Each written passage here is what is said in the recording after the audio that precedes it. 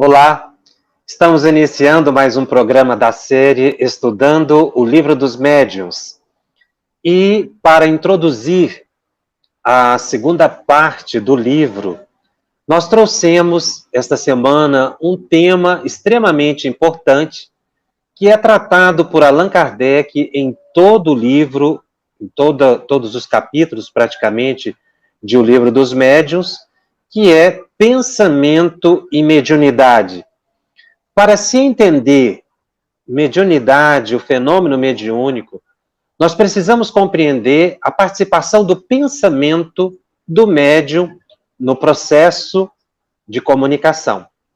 Allan Kardec menciona em O Livro dos Médiuns, no item 236, o seguinte: uma mensagem de um benfeitor espiritual que Kardec transcreve. Sabeis, diz o Espírito, que tiramos do cérebro do médium os elementos necessários a dar ao nosso pensamento uma forma que vos seja sensível e apreensível. É com o auxílio dos materiais que possui que o médium traduz o nosso pensamento em linguagem comum. Então, o médium é um intérprete do pensamento do comunicante.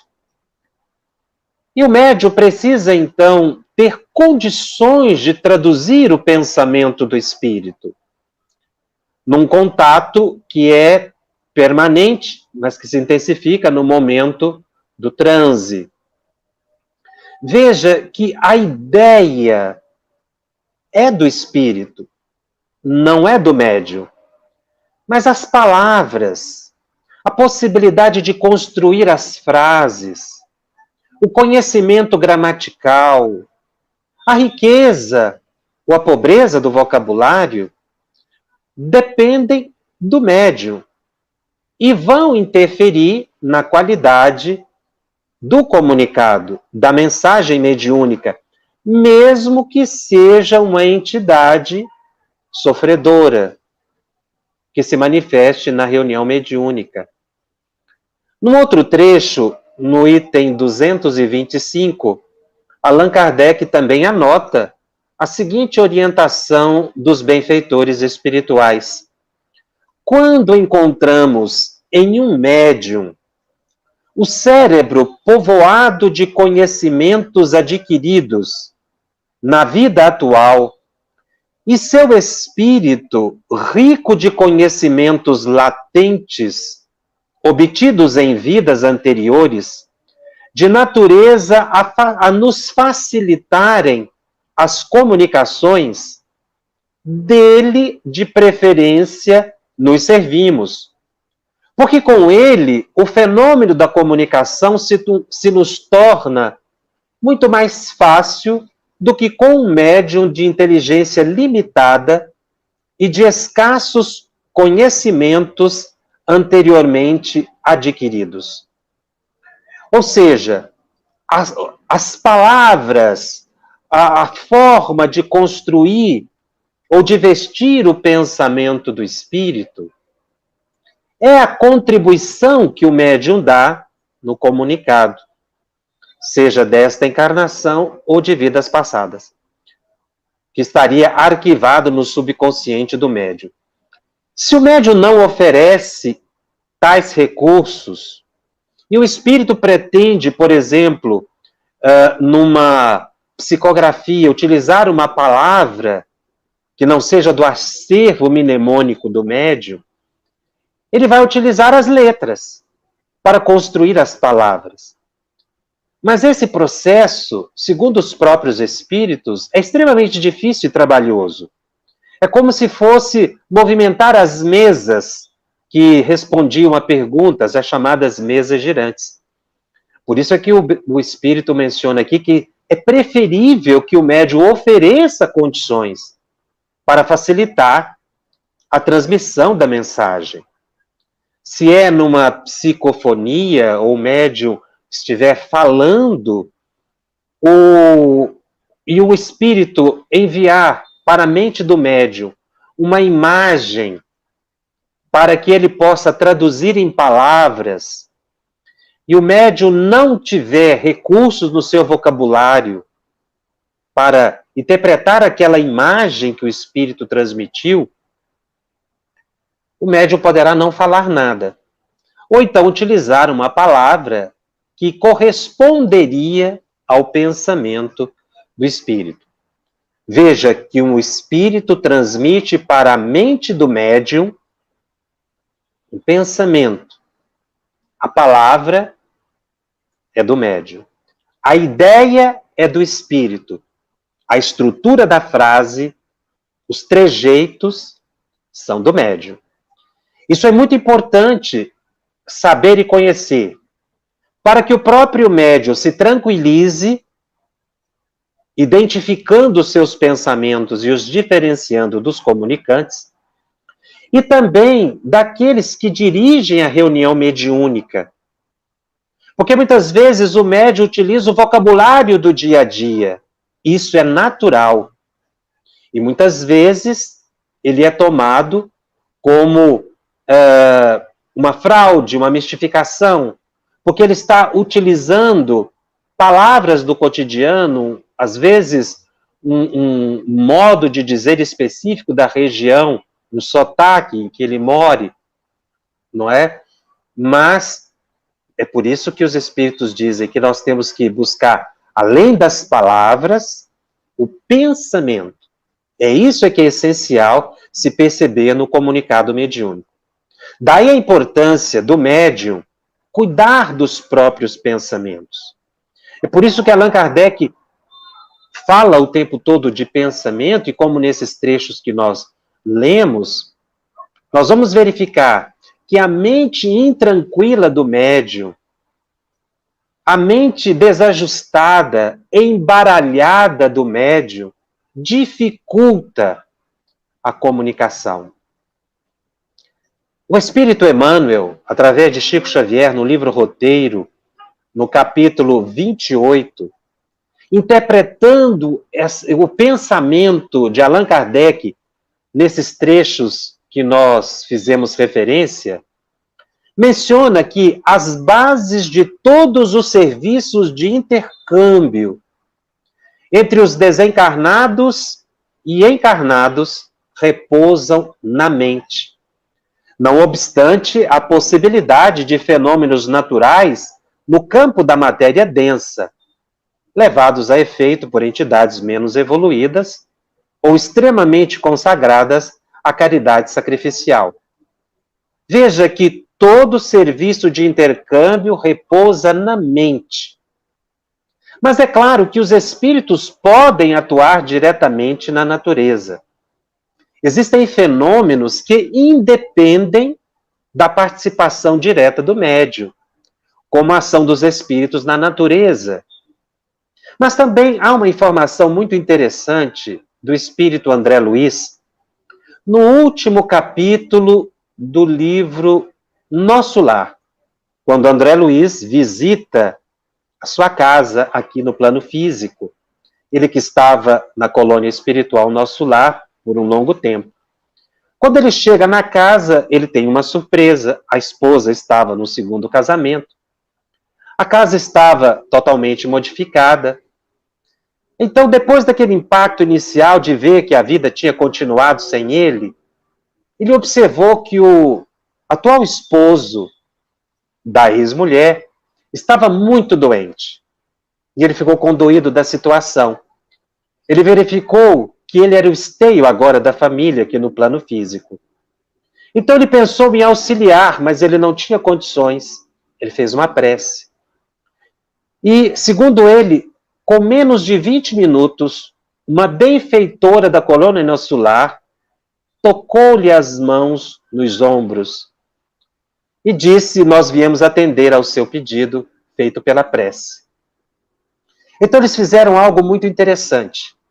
A benfeitora espiritual, para encontrar o remédio necessário à enfermidade daquele homem, buscou nas plantas, na natureza, e retirou dali o medicamento, colocou num copo de água que estava na cabeceira daquele homem enfermo. E quando ele ingeriu, ele tomou o medicamento. No outro dia ele estava plenamente restabelecido e foi a partir dali sempre melhorando e curou-se. Veja que esse fenômeno não dependeu diretamente de um médium, porque os recursos foram tirados da natureza. Existem fenômenos que são produzidos diretamente por espíritos. Muitas desobsessões acontecem no plano espiritual e os espíritos não se manifestam. É importante perceber essa realidade, porque muitos acreditam que todo fenômeno mediúnico dependa diretamente de um médium. E não é assim. Porque os espíritos constituem uma força, uma das potências da natureza, e podem, portanto, agir sobre ela.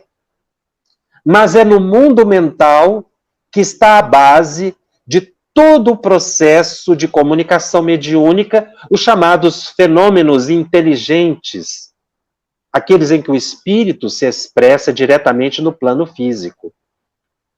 Daí procede, segundo Emmanuel, a necessidade de renovação idealística, de estudo, de bondade operante e de fé ativa, se pretendemos conservar o contato com os espíritos da grande luz.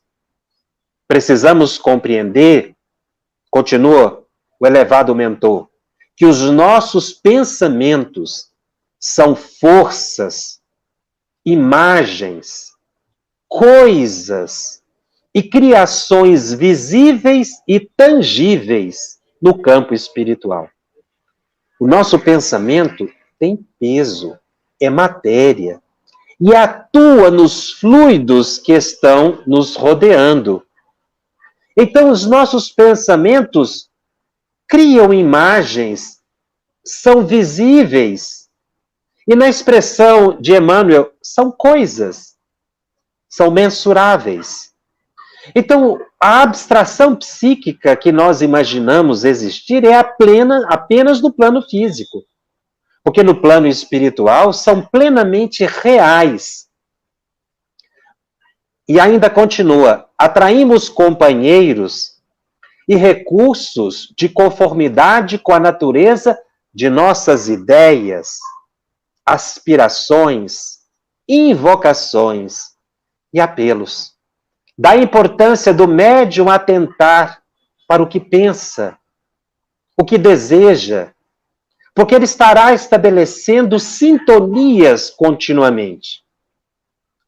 O espírito André Luiz, no livro Mecanismos da Mediunidade, analisando também o pensamento, diz: uma conversação, essa ou aquela leitura, a contemplação de um quadro, a ideia voltada para certo assunto, um espetáculo artístico, uma visita efetuada ou recebida, um conselho ou uma opinião, representam agentes de indução, que variam segundo a natureza que lhes é característica, com resultados tanto mais amplos quanto maior se nos faça a fixação mental ao redor deles. Ele menciona agentes de indução, que significa conduzir em determinada direção. Indução é conduzir em determinada direção. Então, conforme seja a nossa conversação, as nossas leituras, até mesmo um quadro que se observe, e hoje, na atualidade, nós temos os sites, as redes sociais. André Luiz menciona visitas que se fazem, que se recebe, conselhos, opiniões. Todos esses fatores são agentes de indução que podem nos elevar ou podem nos obsidiar, porque nos conduza em certa direção. Nós nos comunicamos com entidades e núcleos de pensamento com os quais nos colocamos em sintonia. E outro aspecto muito importante que o médium deve observar: a imaginação. A imaginação não é um país de névoa, de criações vagas e incertas. É fonte de vitalidade, de energia, de movimento. Então, muitas vezes, ficar um longo tempo imaginando coisas, nós estamos dando a essas coisas pensadas uma vitalidade, uma energia e um movimento. Se você pensa insistentemente, imagina insistentemente uma pessoa, por exemplo, com ódio ou com desejo, mas também com benevolência, você cria em torno de si, você plasma, como que uma forma pensamento, uma réplica da pessoa. E essa réplica vai te influenciar. Se é uma pessoa que você odeia, você vai receber de volta o ódio que você empreendeu e dirigiu para essa figura. Deu a ela vitalidade. É uma vida temporária, não é uma cópia, um duplo da pessoa. É uma cópia que você criou pelo pensamento. E que você deu a ela uma energia e ela é capaz de se movimentar em torno da pessoa. É claro que aí você vai se perturbar terrivelmente, porque essa forma pensamento vai ser uma forma obsessiva na sua mente. Pessoa que você deseja também, que você prende pelo ciúme, você cria uma duplicata. E quanto mais pensa no objeto, na pessoa, numa situação que você pretenda realizar, mais vitalidade você empreende. Mais energia você despende. De onde sai essa energia? De você mesmo, do seu fluido vital. E você vai se enfraquecendo. Enfraquece organicamente e enfraquece psiquicamente. Então tomemos muito cuidado com as nossas imaginações. Ficar longo tempo divagando, pensando, você está plasmando em torno de si e sofrerá os resultados da imagem que foi criada. As criações mentais são responsabilidades nossas. Essas criações mentais são vistas e sentidas pelos espíritos que estão ao seu derredor. Serão ímãs de atração de espíritos que pensam e desejam da mesma natureza. Mas se você pensa o bem, você faz também um campo magnético, ou cria também um campo magnético repulsivo, que afasta do seu campo mental as entidades perturbadoras. E Emmanuel, ainda no livro Roteiro, no capítulo 26, quem vai dizer: o homem permanece envolto em largo oceano de pensamentos, nutrindo-se de substância mental em grande proporção. Estamos assimilando correntes mentais de maneira permanente, de modo imperceptível. Ingerimos pensamentos a cada instante, projetando em torno de nossa individualidade as forças que acalentamos de nós mesmos.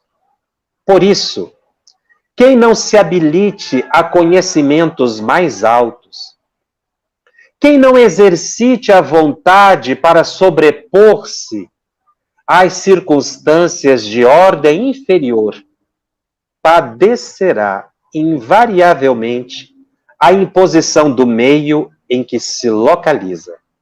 Somos afetados pelas vibrações de paisagens, de pessoas e coisas que nos cercam. Essas vibrações de paisagens, de pessoas e coisas que nos cercam, podem nos elevar ou nos perturbar, dependendo da paisagem que eu observar, da pessoa que eu sintonizar e com as coisas que me cercam.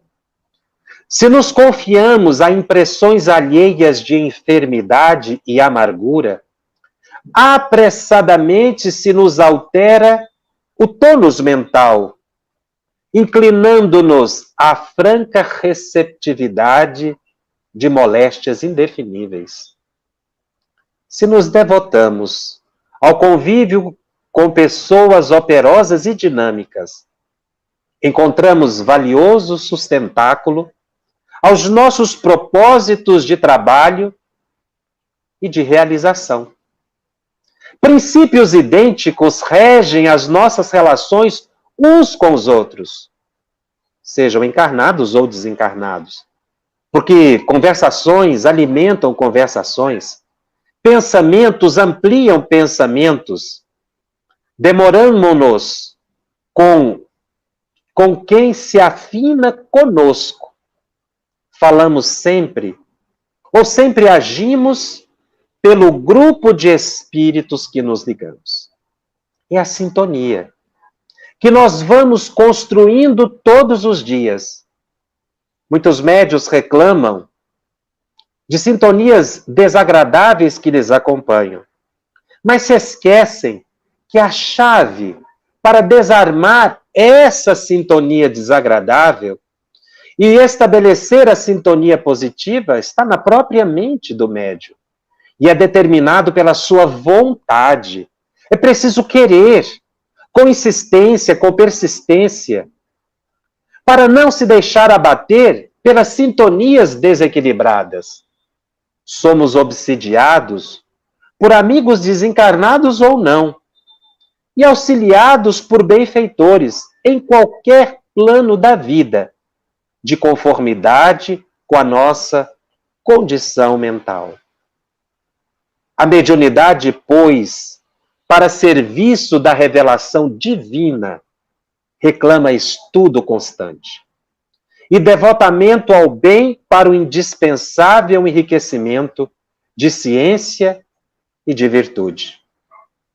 Muitos médiuns têm dificuldade de concentração na reunião mediúnica, mas não exercitam a concentração no cotidiano. Esquecem que a sua mente é incapaz de desligar os próprios pensamentos. Nós pensamos continuamente. E nesse processo contínuo de pensar, nós estamos assimilando correntes mentais, ou como nos disse Emmanuel, ingerindo, entre aspas, não é, pensamentos, porque nós nos alimentamos de pensamentos. Mas quais pensamentos estão nos alimentando? Com quem nós estamos sintonizando? Veja que um espírito para se comunicar, um desencarnado para se comunicar com o encarnado, há uma necessidade de identificação com o espírito do médium.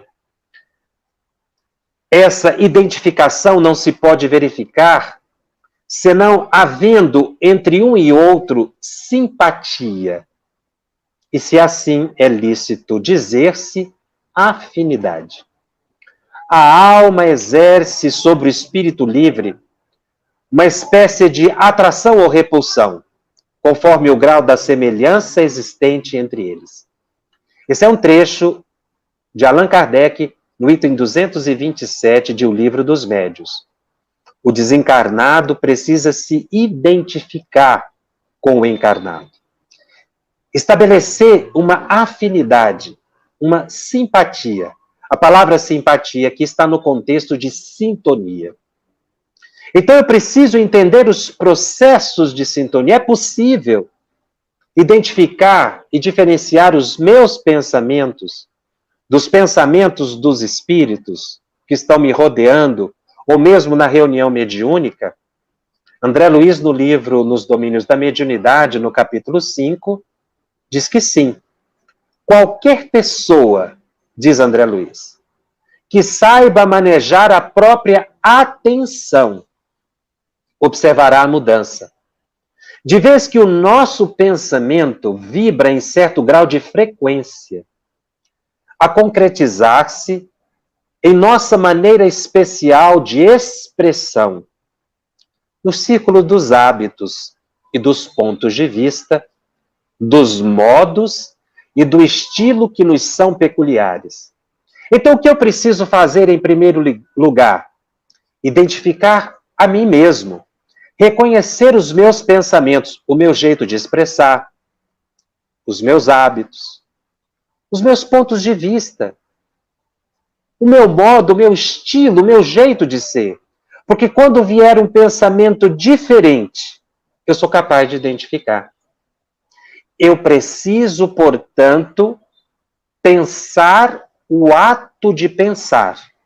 Isso se chama metacognição.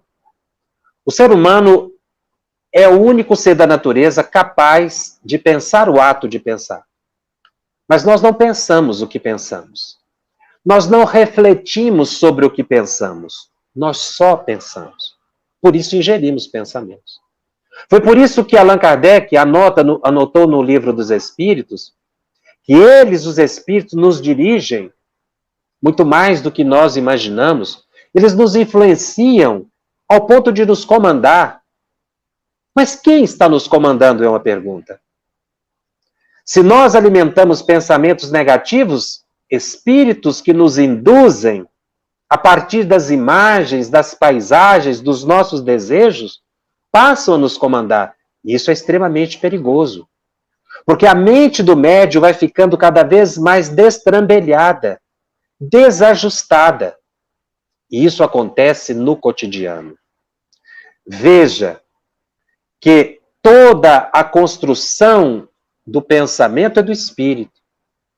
Mas eu preciso acolher esse espírito, esse pensamento. Se esse pensamento não tiver acolhida da minha parte, eu não estabeleço a sintonia. Então, há uma explicação muito interessante feita por André Luiz no livro Mecanismos da Mediunidade, no capítulo 6, quando ele compara essa ligação psíquica que nós estabelecemos com os espíritos com o circuito elétrico. O circuito elétrico, simplificadamente, funciona mais ou menos assim. A energia chega da usina, então você, para acender uma lâmpada, você aciona o interruptor. Segundo os especialistas, no momento em que você liga a chave e aciona a lâmpada elétrica, a energia circula. O sistema fica fechado, porque a energia passa a circular livremente. Quando você apaga a luz, você abre esse sistema, o circuito elétrico, e a lâmpada apaga, fica apagada. André Luiz compara o circuito elétrico com a nossa mente e o comunicado mediúnico. E ele utiliza uma expressão, circuito mediúnico.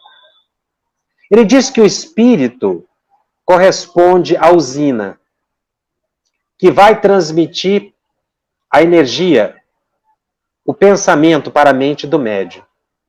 A mente do médium funciona como a chave liga-desliga. E a luz corresponderia à mensagem que está sendo transmitida. Então, André Luiz menciona que desatenções do médium fazem com que você desarme o sistema.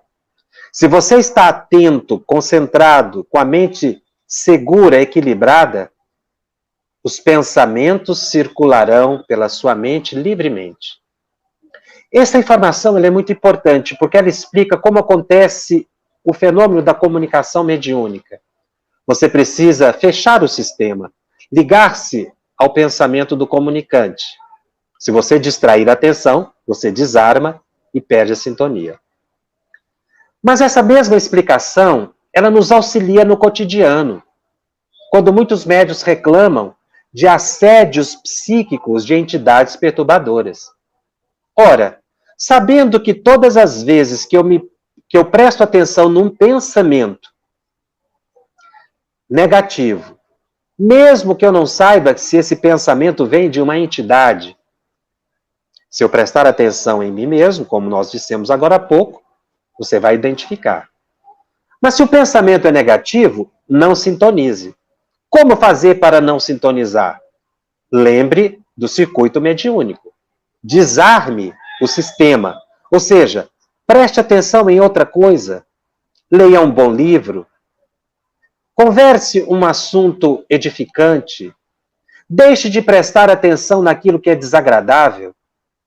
Tais informações são muito úteis e devem ser repassadas aos médiuns novatos para que eles aprendam no cotidiano a sintonizar e a dessintonizar. E lembrar que o espírito não lhe domina se ele não permitir. Nós temos que estabelecer a vontade, impor a nossa vontade.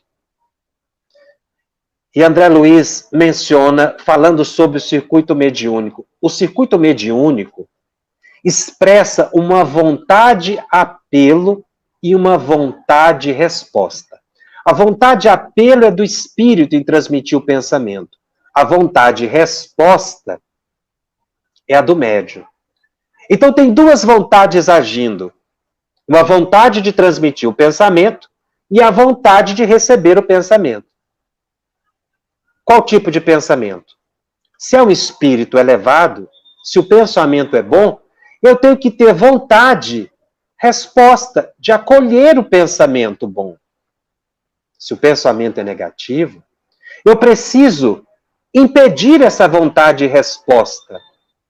Eu tenho que ter uma vontade negativa, não responder ao pensamento perturbado, de ódio, de mágoa, de intranquilidade, de preocupação excessiva com os problemas. Veja que são fatores preponderantes para que o médium mantenha o seu equilíbrio psíquico e seja um instrumento adequado para a transmissão das mensagens, enriquecendo o seu pensamento com o estudo. Muitos médiuns dizem, mas eu trabalhei anos e anos a fio, 30, 40 anos na mediunidade, eu nunca estudei. E sempre eu falei na reunião mediúnica, entrei em transe. O estudo influencia na qualidade da comunicação. Porque você poderá oferecer para o espírito, como Allan Kardec menciona, condições mais favoráveis. Porque se o pensamento do médium fica intranquilo, ele se torna uma atmosfera nebulosa que impede que o pensamento do espírito se associe. Então, muitos médiuns, no cotidiano, precisam aprender a fazer esse exercício de sintonizar e dessintonizar. A prece ajuda bastante. A meditação. Mas não ficar alimentando sensações desagradáveis. Sentir a presença de uma entidade é muito comum. Desvie o pensamento. Preste atenção em outra coisa. Seja determinado no domínio do seu próprio pensamento. O médium não tem que ser sempre passivo. O médium tem que ter essa vontade de aceitar ou não o pensamento do comunicante. O médium deve ser passivo no momento em que ele sintoniza e ele não interfere no pensamento do espírito. Então ele deve deixar o pensamento fluir se ele está numa reunião mediúnica controlada. É aí que ele tem que ter passividade. Mas não ser totalmente inerte diante das influências que ele perceber no cotidiano. O espírito não vai te dominar se você não permitir. Isso, em outras palavras, quer dizer desenvolvimento da mediunidade que se faz no cotidiano. E o estudo me dá educação. Muitas pessoas dizem que não existe desenvolvimento mediúnico, existe a educação da mediunidade. Na verdade, existem as duas coisas. O médium pode desenvolver, se ele tem prática mediúnica, se ele exercita a mediunidade. Mas o médium precisa se educar. A educação é do ser humano. A educação é a transformação do ser humano integralmente, na autopercepção de que nós somos seres mediúnicos por natureza. E que devemos controlar, portanto, o nosso pensamento. e não deixar o pensamento vagar, caminhar livremente. Eu tenho que ter as rédeas do pensamento na mão, para que eu me mantenha seguro. E não seja um joguete na mão de espíritos perturbadores. Porque essa faixa psíquica que Kardec revela, na questão 459 de O Livro dos Espíritos, que eles são capazes de comumente nos dirigir, nós temos que perceber quem está nos dirigindo. Eu é que devo me dirigir. Porque se eu assumir as rédeas do meu autocontrole, os benfeitores espirituais me darão energia de autodomínio. Então tem pessoas que sentem a aproximação da entidade e ela pode irradiar um mal-estar e a pessoa fica prestando atenção nesse mal-estar, o mal-estar vai aumentando. Ele vai ficando pior. Os sintomas vão agravando. A imaginação vai crescendo. E daí a pouco a pessoa está com uma doença plenamente instalada, sem causa orgânica. É a psicossomatização, induzida pelo espírito, induzida por um assunto, induzido por um site que se veja numa rede social, induzido por um livro desagradável que não constrói, por uma imagem que você perceba, que você fique ali concentrado. Então veja bem, existem muitos fatores de indução, não são somente espíritos. Imagens, situações, conversações, pessoas são capazes também de nos induzir. E induzindo-nos para sentimentos e pensamentos negativos, eu me abro às influências espirituais negativas. Então, nem sempre as influências espirituais negativas é que me induzem, eu as atraio. É por isso que eu preciso ter controle psíquico. O médium é sempre o intérprete do pensamento dos espíritos. Insistimos. Veja bem, o pensamento é da entidade, é do comunicante, é do espírito que está do meu lado. A vestimenta das palavras é minha. A interpretação é minha. Daí surgir uma expressão muito importante que nós precisamos assimilar nessa fase de estudos que estamos tendo de O Livro dos Médiuns. Todo fenômeno tem duas faces. A face que é enviada pelo espírito, a ideia, a imagem. Meus irmãos, nós nos comunicamos por imagens. Se eu pedir para que alguém narre para mim um livro que leu, ele não vai lembrar das palavras. Ele vai lembrar das imagens. E se ele for reproduzir o livro, ele vai falar com as suas próprias palavras, que são mais ricas ou menos ricas, conforme for o seu vocabulário. É a mesma coisa com o espírito, que me transmite o pensamento. Uma face é mediúnica, a do espírito, que transmitiu o pensamento. E as palavras do médium é a outra face. É a face anímica. Muita gente ainda não compreende a questão do animismo. O animismo é a contribuição, nesse caso, do fenômeno da psicografia ou da psicofonia, é a contribuição interpretativa do médium. Todo fenômeno, podemos dizer, tem uma face mediúnica, pensamento do espírito, e tem uma face anímica, as palavras do médium. Veja, não são os pensamentos do médium, são as palavras ou o vocabulário do médium. Daí, nós termos uma expressão que sintetiza esses dois aspectos, o aspecto mediúnico e o aspecto anímico. Podemos dizer que todo fenômeno é medianímico. É uma expressão muito utilizada por Emmanuel, André Luiz. Diversos autores utilizam essa expressão. Todas as vezes que você se deparar com essa expressão medianímico, você vai entender que está falando do fenômeno mediúnico e do médium. todo fenômeno é medianímico. Então, a melhor expressão para o fenômeno não é fenômeno mediúnico e nem fenômeno anímico. É fenômeno medianímico. Mas essa expressão não é muito comum no movimento espírita. Os estudantes da mediunidade não assimilaram ainda essa palavra com muita facilidade e têm uma dificuldade interpretativa do que ela significa. Significa exatamente isso, a vestimenta do pensamento do espírito, que é das palavras. Agora, o médium não pode interferir no pensamento do espírito. Cada médium tem uma possibilidade própria, interpretativa segundo as suas condições. Por exemplo, o médium, para psicografar poesia, ele precisa ter um talento para a poesia que ele adquiriu nesta vida ou em outras vidas.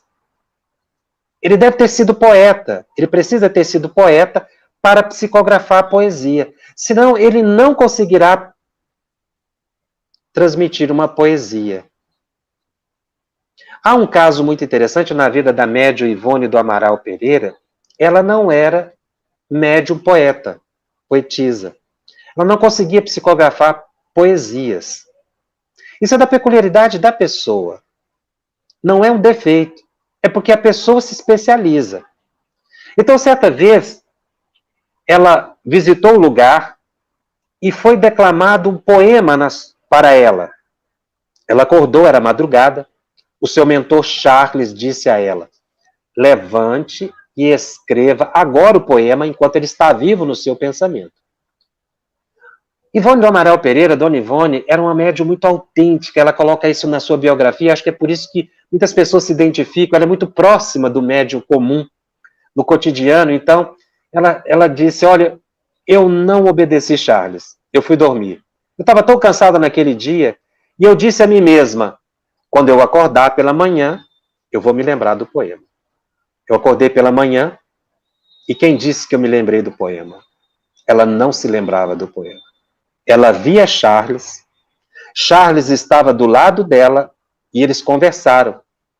E Charles explicou: você não será capaz de psicografar esse poema, nem que eu dite para você, porque isso não está na sua aptidão. Você não tem experiência com poesia. Ela disse que o poema era belíssimo e ele se perdeu, porque ela não escreveu naquele instante. Não estamos querendo dizer que os médiuns devem acordar de madrugada para isso. Isso é uma peculiaridade da Faculdade Mediúnica de Ivone Pereira, que tinha uma missão. Os médiuns devem ter horário para trabalhar no centro espírita. Mas ela era uma médium especialíssima, com uma missão destacada na doutrina espírita. Mas ela mesma diz que ela não tinha aptidão, então nem todo médium consegue interpretar adequadamente o pensamento do espírito. Nós precisamos observar. Há um outro fato que eu gostaria de narrar, brevemente, que está no livro Os Mensageiros, lá no capítulo 36, quando André Luiz visita uma médium, e ele observa que tinha um mentor elevado transmitindo o pensamento para a médium. E ele, ao observar aquele fenômeno, ele diz que as palavras do espírito eram muito elevadas, e a médium retinha apenas uma parte. E aí ele diz o seguinte, André Luiz: a interpretação de Fábio, o espírito, estava cheia de maravilhas espirituais, que transcendiam a capacidade receptiva de Dona Isabel, a médium. A viúva de Isidoro parecia deter tão somente uma parte. Daí nós termos uma expressão, capacidade receptiva mediúnica. Cada médium tem uma capacidade receptiva mediúnica própria. Existem fatores que afetam essa capacidade receptiva do médium. Por exemplo, afinidade do médium com o espírito comunicante. Tudo aquilo que nós mencionamos no programa de hoje, no estudo de hoje. Sua sintonia, suas imaginações, suas preocupações, o seu desejo de aprimorar, o seu estudo. Afinidade. André Luiz visitou a reunião mediúnica de Chico Xavier por 700 vezes antes de enviar a primeira mensagem, para estabelecer afinidade. Outro fator que amplia a capacidade receptiva do médium, que a desenvolve, experiência do médium. Quanto mais tempo o médium tem de prática mediúnica, mais ampla a sua capacidade receptiva. Outro fator, o conhecimento prévio da matéria. Se o médium estuda, se o médium oferece condições propícias, ele tem maior facilidade de captar o pensamento do comunicante. O objetivo do comunicado. Se a pessoa a quem estiver endereçada a mensagem, a orientação, o espírito pode ampliar a capacidade receptiva do médium naquela mensagem, em função do objetivo. Um outro fator muito importante, a equipe de encarnados que auxilia o médium. Se os participantes da reunião estão em oração, estão unidos em pensamento, a mensagem terá uma melhor qualidade. Preces e meditações do médium no dia a dia. Estudo, nós já mencionamos. E o sacrifício, a renúncia e a caridade. Todos esses fatores podem, se positivos, ampliar a capacidade receptiva do médium. Mas o médium pode ter a sua capacidade receptiva diminuída. Se ele é desatento, se ele não estuda, se ele não faz prece, se ele não faz meditações. Ele pode ter a sua capacidade reduzida e até ocorrer aquilo que Kardec chama de perda da faculdade mediúnica. Não é que o indivíduo perde a mediunidade, mas ele fica tão transtornado, ela fica tão turvada, que é como se ele perdesse essa possibilidade. Nós vamos responder algumas perguntas, lembrando sempre que nós temos agora o chat no Telegram.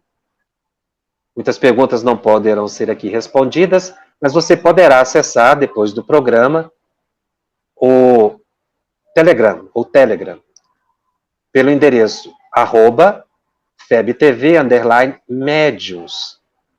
Você deixa lá a sua pergunta. Nós tivemos que fazer um ajuste no Telegram, porque nós estamos, assim, com um público enorme, quase 700 pessoas. Então, o Telegram vai ficar aberto para perguntas. Preste atenção. Na terça e quarta-feira, você poderá postar as perguntas. E nos demais dias, o Telegram ficará apenas para a equipe que vai responder aquelas perguntas e você poderá acessá-la.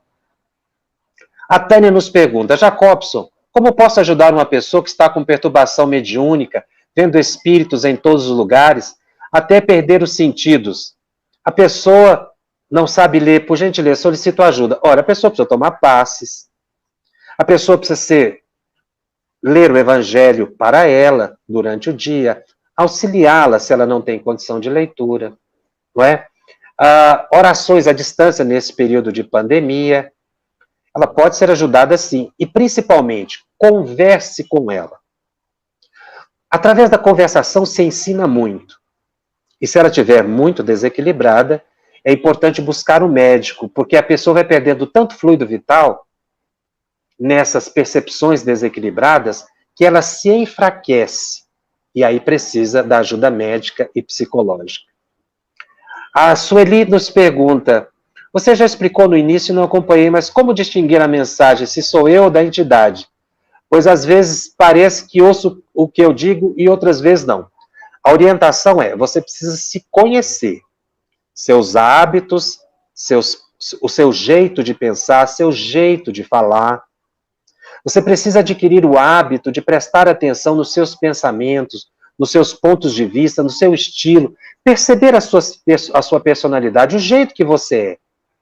Se você gosta ou não gosta de alguma coisa. Por exemplo, se uma pessoa gosta de bebida alcoólica, se ele é um etilista, e um espírito se aproxima dele e o convida para beber, ele o induz a beber, ele não vai diferenciar o pensamento.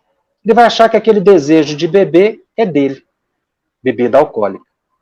Mas se a pessoa não bebe bebida alcoólica, e um espírito aproximar dele e lhe transmitir o desejo de beber bebida alcoólica, ele vai estranhar. Ou ele não vai captar o pensamento do espírito, ou ele vai achar tão estranho que ele não vai beber, porque ele não tem o hábito. Então, é os seus hábitos. Você tem que começar a se perceber, porque aí você vai diferenciar. Agora, se você tem impulsos negativos, de violência, de muito nervosismo, aí você não diferencia os pensamentos. Como renovar os fluidos vitais? Esta pergunta é muito importante. Eu vou dar uma breve resposta, mas o próximo programa ainda é preparatório para a segunda parte. Eu vou falar de fluidos, vou falar de perispírito, e ao falar de perispírito, eu vou falar de fluido vital, e vou falar também de uma faculdade mediúnica que todo médium tem e desconhece: psicometria. Todos nós somos mais ou menos psicômetras, não é? Nós vamos estudar esse assunto semana que vem. Mas fluido vital, ele é renovável de várias formas. Pela prece, pela respiração, pelo passe, pela meditação.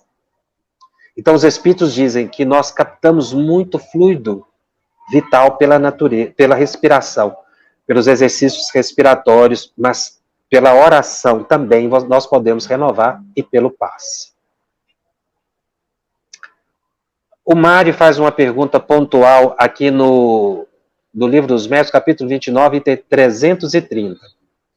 Realmente, no programa de hoje, eu dei uma avançada nos assuntos, porque entender pensamento, entender a relação com a mediunidade, entender o aspecto anímico, nós vamos falar disso daqui para frente o tempo todo. E entender fluido, perispírito, a gente precisa entender, senão nós não vamos compreender as explicações de Kardec. Então, Márcio Sérgio me pergunta assim: cada indivíduo que adentra a reunião carrega consigo espíritos simpáticos. Espíritos retidos fora, o obsessor do médium pode manter contato psíquico com o médium na reunião? Não. Quando um médium entra na reunião mediúnica, existem círculos protetores do centro espírita, circuitos energéticos que protegem a sala mediúnica e um terceiro que protege a mesa mediúnica, a mesa de reunião. Então, se o obsessor do médium não tem autorização para entrar naquela noite, ele fica de fora. E o médium não capta o pensamento dele por causa desse isolamento fluídico, energético, que é criado em torno do ambiente. É por isso que o médium tem que desestimular a presença de obsessores, porque senão ele sai da reunião mediúnica e o obsessor vai com ele de volta para casa. Mas é interessante, se na casa dele tiver alguém que ora, o obsessor também não entra na casa não, ele fica de fora. Ele se torna um convivente, um condômino de pensamentos apenas no cotidiano. Então nós precisamos ter essa disciplina psíquica,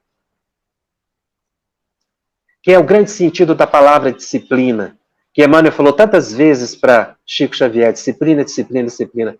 Disciplina não é apenas de comportamento, de chegar na hora, de ter assiduidade na reunião mediúnica. Disciplina é controle psíquico, controle das emoções. Essa é a grande disciplina que o médium deve adquirir.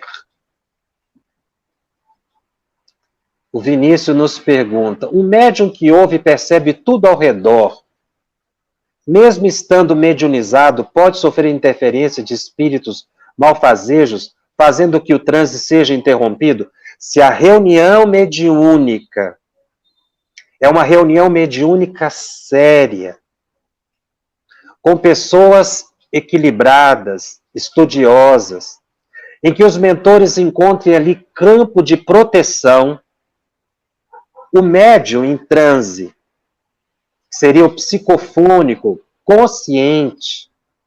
O psicofônico consciente, ele está em transe, mas ele está vendo e ouvindo. O psicógrafo consciente, ele está psicografando, mas ele está vendo e ouvindo. Se a reunião é equilibrada, um espírito perturbador não vai interferir no comunicado. Se a reunião mediúnica é séria, porque é uma proteção do ambiente. Tá? Então ele pode estar percebendo, aí o que ele deve fazer? Se concentrar no ditado do espírito, no que está falando, prestar atenção na entidade comunicante, porque ele também cria uma barreira psíquica. Nós também temos uma barreira psíquica, que é a nossa aura, que impede o assédio. Então nós podemos dizer que tem 4 barreiras, né? Em torno do centro, em torno da sala da reunião mediúnica, em torno da mesa de reunião mediúnica, ou do grupo, né? Se não tiver mesa do grupo, e a própria mente do médium é uma barreira protetora. Então, não acontece essa interferência. Agora, se o grupo é desequilibrado, aí o médium entra em transe e ele não consegue, a mensagem não deslancha, a mensagem fica travada, fica turvada, ele não consegue captar o pensamento nem de um espírito sofredor, nem de um espírito elevado. Se a reunião é desequilibrada, tudo fica desajustado. A Vera nos pergunta, Jacobson, você falando da impressão que ocorre com o psicofônico, isso mesmo só o psicofônico tem que cuidar? Não. Eu dei o exemplo do psicofônico, mas todo médium. O médium vidente também tem uma capacidade interpretativa própria. Nem todo vidente vê a mesma imagem. Então, um espírito pode transmitir uma imagem para 2 médiuns videntes. Um interpretar de uma forma e outro interpretar de outra forma. Isso vai depender da capacidade interpretativa. Por isso que todo fenômeno é medianímico. Porque eu posso entrar em contato psíquico com o médium, com o espírito, e ver o espírito. Outras vezes eu posso ver uma imagem criada pelo espírito. Isso vai depender da minha condição interpretativa. Nós não teremos condições de responder a todas as perguntas. Participe do nosso Telegram. Lembre, terça e quarta, dia de postagem das perguntas. De preferência sobre mediunidade. E durante a semana, a equipe vai responder e vai postando ao longo do tempo. O nosso estudo, então, já está caminhando para o encerramento no dia de hoje, mas você pode ainda acompanhar, porque o nosso estudo está disponível em podcast no canal da FEB, no Spotify e nas demais plataformas de áudio streaming. Acompanhe semanalmente o nosso estudo de O Livro dos Médiuns, toda terça-feira, das 19h30 às 20h30. Os nossos encontros semanais, eles ficam gravados e disponíveis gratuitamente. Divulgue, compartilhe, para que aqueles que não puderam assistir ao vivo também possam ter esse conhecimento. Se você tem dúvidas acerca da mediunidade, ou gostaria de ficar atento à programação do nosso estudo ou dos estudos da FEB TV, acesse o Telegram, como eu disse, @FebTV, _médios. Nós também postamos textos, mensagens, coisas assim interessantes para os médiuns lerem, para os estudantes também atualizarem os seus conhecimentos, alguns artigos que desdobram os temas que foram estudados aqui no programa pela FEB TV. Então, o grupo tem também esse viés de nós termos um contato e postarmos, né, informações que as pessoas poderão estudar e, dessa forma, enriquecer.